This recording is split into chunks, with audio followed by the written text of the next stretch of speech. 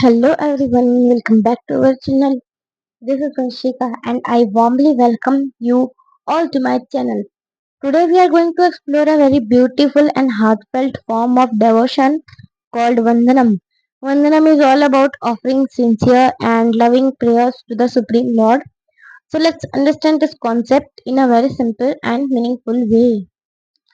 वंदनम का मतलब है भगवान को दिल से प्रेम और श्रद्धा के साथ प्रार्थना करना।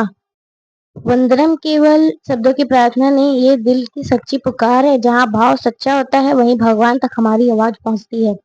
So let's start. Another name for Krishna, the Supreme Lord, is Uttam Slok, that the one who is worshipped by the best selected prayers. There are many beautiful prayers present in various scriptures of the world, including the Vedas. The process of Vandanam is to offer such choicest prayers of and obeisances to the Supreme Lord. These prayers describe the name, form, and qualities of the unlimited Supreme Lord, destroying the sinful reactions of the entire world. It means भगवान कृष्ण को उत्तम श्लोक भी कहा जाता है। मतलब जो सबसे अच्छी प्रार्थनाओं से पूजे जाते हैं। दुनिया के अलग अलग ग्रंथ जैसे वेदास में बहुत सुंदर प्रार्थनाएं मिलती है। वंदनम का मतलब है उन बेस्ट प्रेयर्स को भगवान को अर्पित करना। ये प्रार्थनाएं भगवान के नाम, रूप और उनके गुणों का वर्णन करती है और हमारे पापों को भी कम करती है। सच्ची प्रार्थना भगवान से डायरेक्ट कनेक्शन बनाती है। The story of Gajendra, the king of elephants of heavenly planets, exemplifies Vandanam, offering beautiful prayers to the Lord. It means यहाँ बताया गया है कि गजेंद्र जो हाथियों का राजा था, उसकी कहानी वंदनम का एक परफेक्ट एग्जाम्पल है। उसने भगवान की सुंदर प्रार्थनाएं की और उनसे मदद मांगी। Once Gajendra, the king of elephants, was wandering in the forest of Trikuta mountain, accompanied by his herd. herd. They came upon a beautiful lake filled with golden lotus flowers, tired and thirsty. The elephants plunged into the lake and began to indulge indulge themselves. Suddenly, a crocodile caught hold to Gajen's leg in the water. A fierce struggle began between the elephant king and the crocodile. The other elephants tried in vain to rescue Gajendra by pulling from behind. It means Gajendra की story start होती है। वो अपने group के साथ जंगल में घूम रहा था और एक सुंदर झील के पास गया। जब सब पानी पीने लगे तब एक मगरमच्छ ने गजेंद्र का पैर पकड़ लिया। बहुत स्ट्रगल हुआ और बाकी हाथी भी उसे बचाने की कोशिश करते रहे, पर कोई सफल नहीं हुआ। इन शॉर्ट, जब इंसान अकेले पड़ता है तब उसे भगवान की याद आती है। Struggling in this way, 1,000 years passed. Eventually, the elephant became weaker and the crocodile became stronger.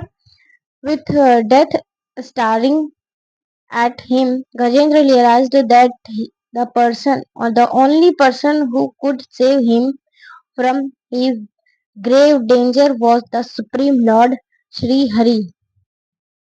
बहुत लंबी स्ट्रगल के बाद गजेंद्र कमजोर हो गया और मगरमच्छ स्ट्रांग हो गया।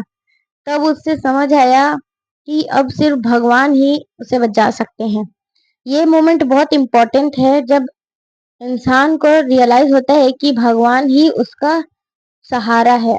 इन शॉर्ट, सच्ची प्रार्थना तब निकलती है जब दिल से पुकार होती है। In his previous birth, Gajendra was a great devotee king Indradyuman who had worshipped the Supreme Lord with choicest of prayers. Now he was able to recall those prayers, and with great feeling he called out to Sri Hari. Hearing the call of the devotee, Sri Hari appeared before him, seated on the back of Garud, taking his disik. He cut off the head of the crocodile, thus saving Gajendra. It means Gajendra अपने पिछले जन्म में एक भक्त था राजा इंद्राद्युमन। उसने भगवान की प्रार्थना की थी, इसलिए उसे वो प्रेयर याद आ गई। जब उसने दिल से भगवान को पुकारा तो भगवान तुरंत गरुड़ पर आकर उसे बचा लिए। ये दिखाता है कि भगवान अपने भक्तों की पुकार जरूर सुनते हैं। इन शॉर्ट, भगवान कभी अपने भक्त की पुकार इग्नोर नहीं करते।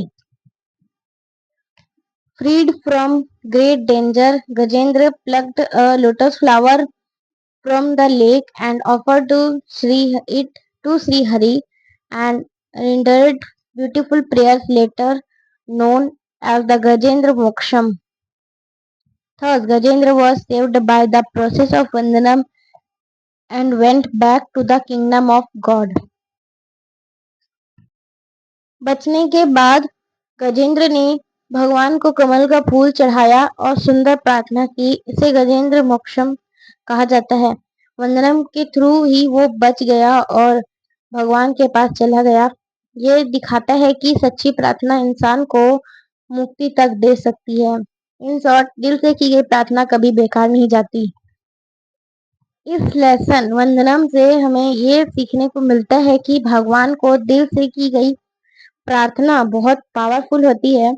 जब हम सच्चे मन से उन्हें याद करते हैं तो भगवान हमारी हर पुकार सुनते हैं और हमें मुश्किलों से निकालते हैं।